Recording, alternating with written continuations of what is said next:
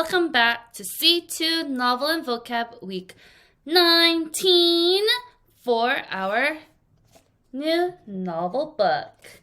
So let's get started. Today, we're going to go over the difficult phrases from our novel, and this is for helping you with cultural fluency. By becoming familiarized with different slang and colloquialisms, students will be able to relate to the novel and incorporate, which means use, these phrases to convey your ideas more precisely. And today, week 19, we are starting a new novel. Woo! We'll be going over Charlotte's Web, and we'll be going over chapters 1 through 6. So come on, let's get started. I hope you all have your novel workbook, and if you have some pen and paper, just to jot some things down. If not, you can just listen. So let's get started. Yeah. Okay, everyone, let's please turn to page 4. Page 4. I'll start from the first paragraph where it says Fern. Fern came slowly down the stairs. Her eyes were red from crying. As she approached her chair, the carton wobbled, and there was a scratching noise. Fern looked at her father. Then she lifted the lid of the carton. There inside, looking up at her, was a newborn pig. It was a white one. The morning light shone through its ears, turning them pink. And this is where my quote is. "He's yours," said Mr. Arable, "saved from an untimely death, and may the good Lord forgive me for this foolishness." So here, what does it mean when it says, "May the good Lord forgive me for this foolishness"? So here, Mr. Arable is expressing regret and asking for forgiveness from God. So "may the good Lord forgive me" is a way of saying he hopes God understands and forgives him for what he considers a foolish or not so smart decision. Foolishness means something that is not very wise or sensible. So in this context, Mr. Arable thinks it might be a bad idea to not kill the pig because it's not as strong as the other pigs. So now, basically, Mr. Arable is saying, the piglet is yours now, Fern. I decided not to kill it, but I feel a bit silly for doing so, and I hope God forgives me for this decision. Just like here, he's like, did I do the right thing? I'm not quite sure. He's debating, and he's asking for forgiveness. He thinks it was not a good choice. Very good. Does everybody understand? Good. Let us go down to the next quote. I'm going a little bit fast, I think. Page 17. I'll give you some time to turn to page 17.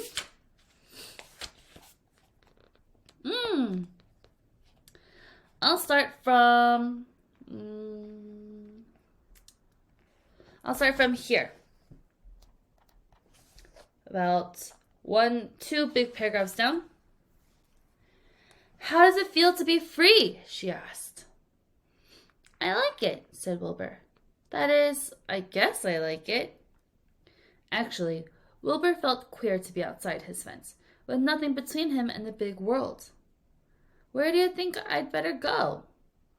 Anywhere you like, said the goose.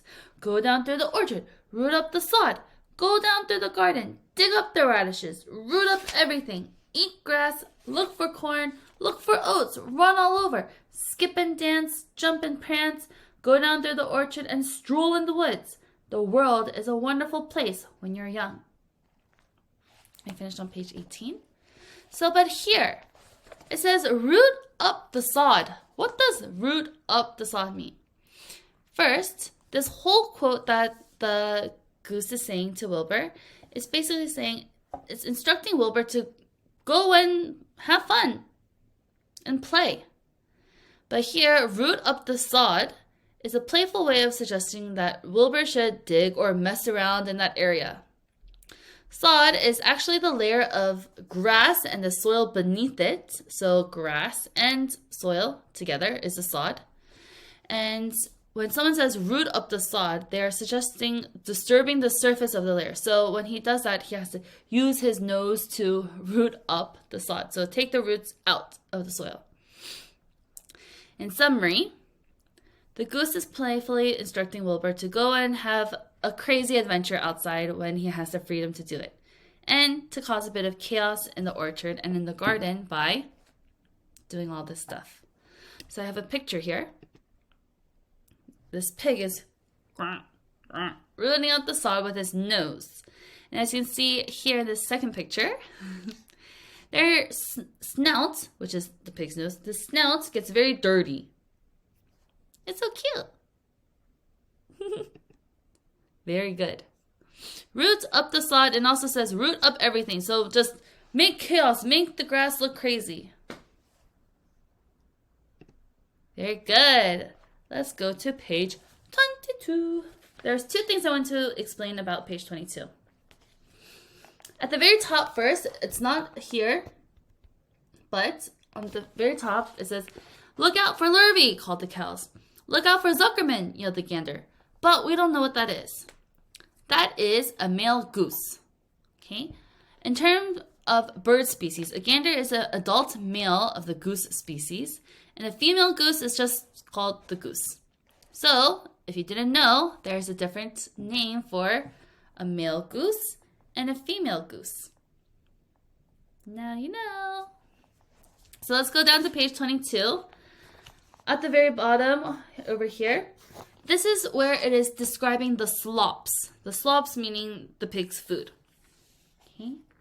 I'll start from in the middle. It says, "He wished." Are you there? Yay. He wished Fern were there to take him in her arms and comfort him. When he looked up and saw Mr. Zuckerman standing quite close to him, holding a pail of warm slops, he felt relieved. He lifted his nose and sniffed. The smell was delicious warm milk, potato skins, wheat middlings, Kellogg cornflakes, and a popover left from the Zuckerman's breakfast. So here, we have all these types of food all meshed into one, and that is the slop. Kind of like sloppy, it's all this mixed in together, slops. But here, you may not know what a popover is and what a Kellogg's cornflakes is. You may know what Kellogg's cornflakes is because I believe Korea sells it now, or has been, but just to be clear, a popover is this type of dessert here, and this is the Kellogg's cornflakes. Okay? A popover is a type of baked bread that is light and fluffy inside with a crispy outside, as you can see in the picture. It is made from batter that is like eggs. And when the batter is baked, it all of a sudden puffs up, just like the picture, and over the edges of the baking pan, creating a hollow center, meaning it is empty in the middle. The name popover comes from the way that the batter quickly rises and pops the top of the baking pan while cooking. So if you've gone to buffets or breakfast buffets, many places do have these types of popovers for their food. Also, not only did it have a popover that Mr. Zuckerman didn't finish, there's also cornflakes from Kellogg's. And on page 25, when they're explaining his next slops, it says, breakfast at 6:30, skim milk, crusts, middlings, bits of donuts, wheat cakes with drops of maple syrup sticking to them, potato skins, leftover custard pudding with raisins, and a bit of shredded wheat. But shredded wheat there was capitalized if you look on page 25. And shredded wheat is also another type of breakfast cereal that they have in America. These are the frosted ones, which are a bit yummier because it has sugar. But if it doesn't, it's not as tasty, in my opinion. Okay? Just to let you know that there are these types of foods that are not particular or common here in Korea. All right. Let's go to page 28. 28 was chapter 4, and it's at the top. I'm there. Are you there? Thumbs up. Good job. At the very top, Wilbur is talking. Will you come over and play with me? He asked. Sorry, Sonny, sorry, said the goose. I'm sitting on my eggs. 8 of them. Got to keep them toasty warm. I have to stay right here. I'm no flibberty-ibberty-gibbet. I do not play when there are eggs to hatch. I'm expecting goslings. So, as we have noticed in our story, when the goose speaks, he tends to repeat himself. So, sitting, toasty warm, and no flibberty-ibberty-gibbet. So here we can just look at the first one. I'm sitting on my eggs. Got to keep them toasty warm, meaning warm. I have to stay right here. I'm no flibberty, take out the ibberty, gibbet. I'm no flibberty gibbet. Okay. The goose is using a whimsical and nonsensical phrase, flibberty ibberty gibbet, to describe someone who is playful, light-hearted, and perhaps a bit scatterbrained, so not very focused. The use of such of a playful term emphasizes the idea that the goose is very serious and focused on the task of sitting on the eggs to keep them warm to hatch. So that is what they're trying to say here.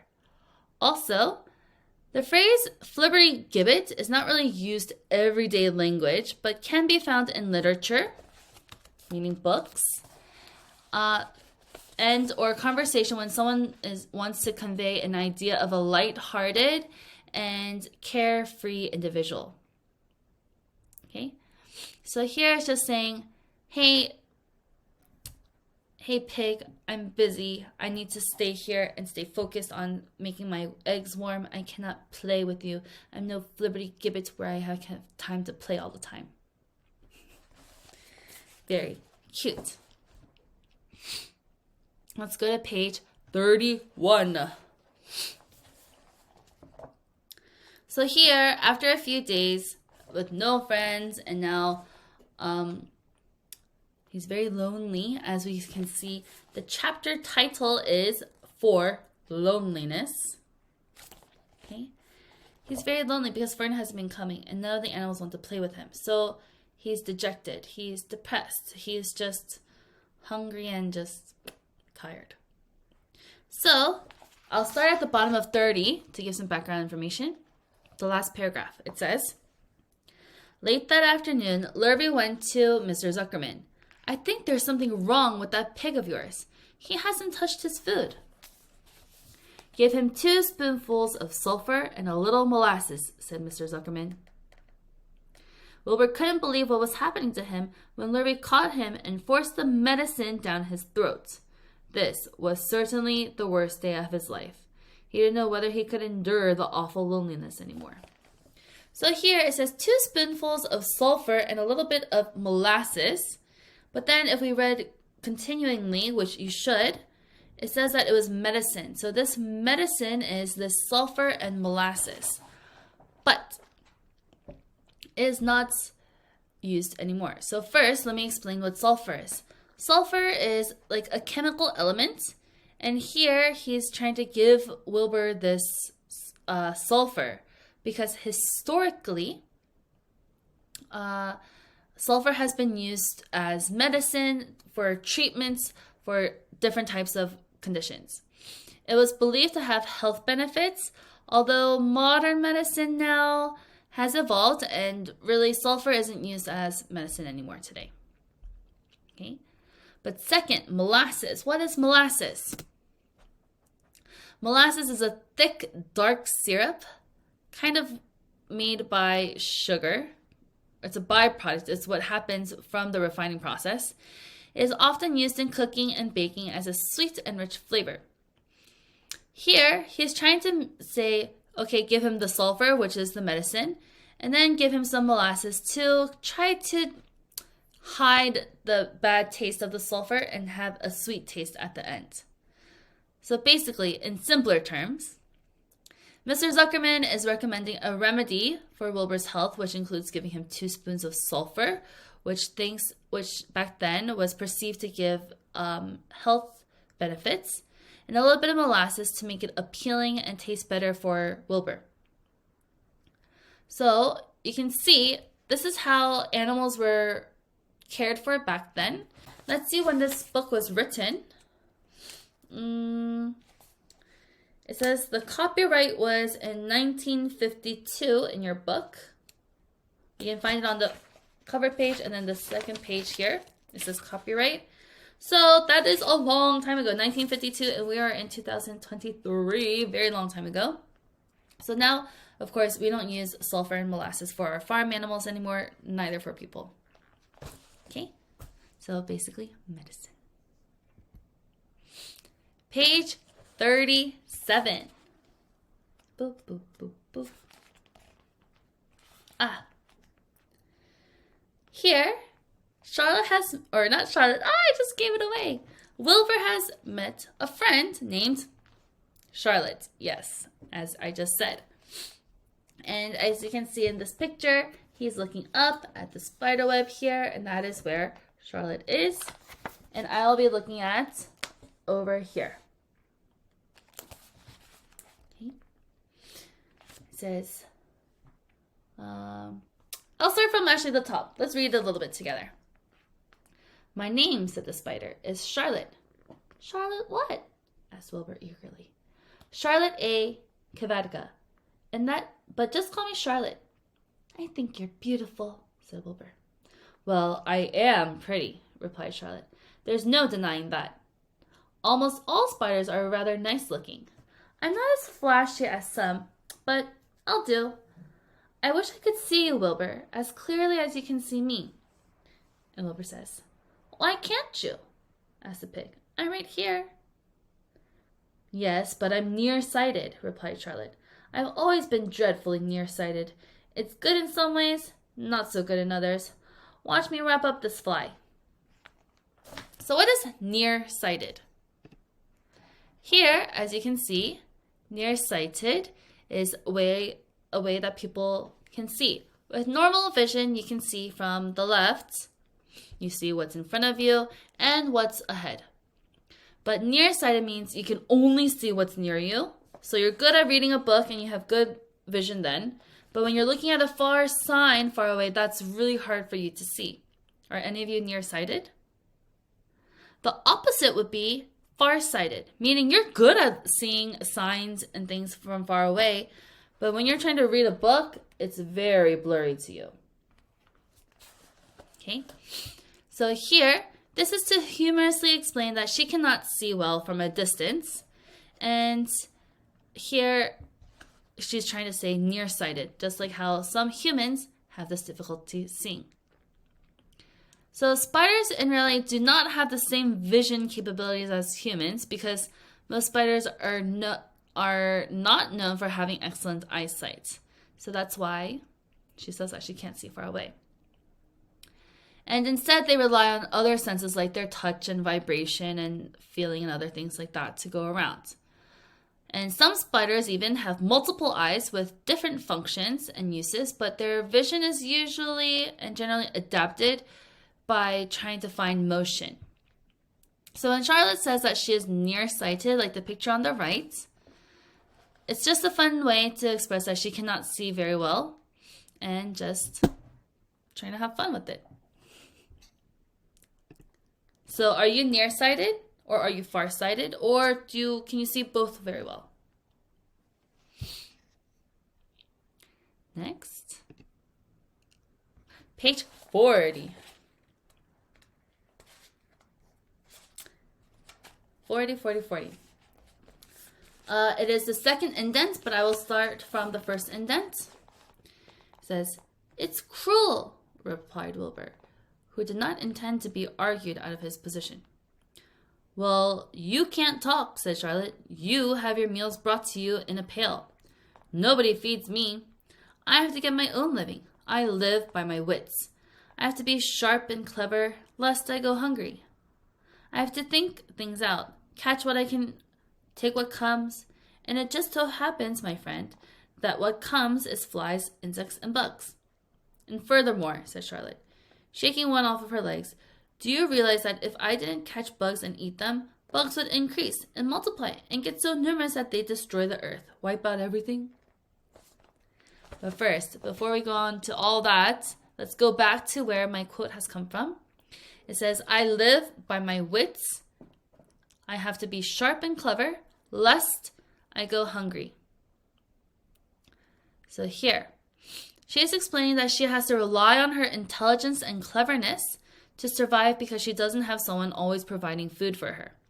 So I live by my wits is saying that she needs to, wits meaning her thought and her brain, she needs to live with her cleverness. Okay, but here, lest I go hungry. The word lest here means to avoid the risk of. So let's change that. I have to be sharp and clever to avoid the risk of going hungry. Or I have to be sharp and clever I had to be sharp and clever or else I will go hungry. Okay, or else. There is a risk that she may go hungry and not have enough to eat unless she provides for herself. So she is saying that she needs to be clever and use her wits, her intelligence, to find food and stay alive. So she's showing how spiders, unlike some animals like the pig, have to be resourceful and independent in the world so that they can have their own food, because no one's going to go and be like, here, spider, here's some food, unless you have a spider as a pet. Okay? So those were a few quotes from chapters 1 through 6 of Charlotte's Web. What I would like you to do is review the phrases that I've just went over. Read it out loud. Maybe reread chapters 1 through 6. Maybe the book will make a lot more sense now after you have learned these phrases. And also, make sure that you do your novel homework. Okay? Thank you everybody so much for coming out again. I'm so glad you made it until week 19. Let's keep going until the end of the semester. Okay? Woo! Give yourself a hand of applause and clap. Good job. Okay, I'll see you guys next week.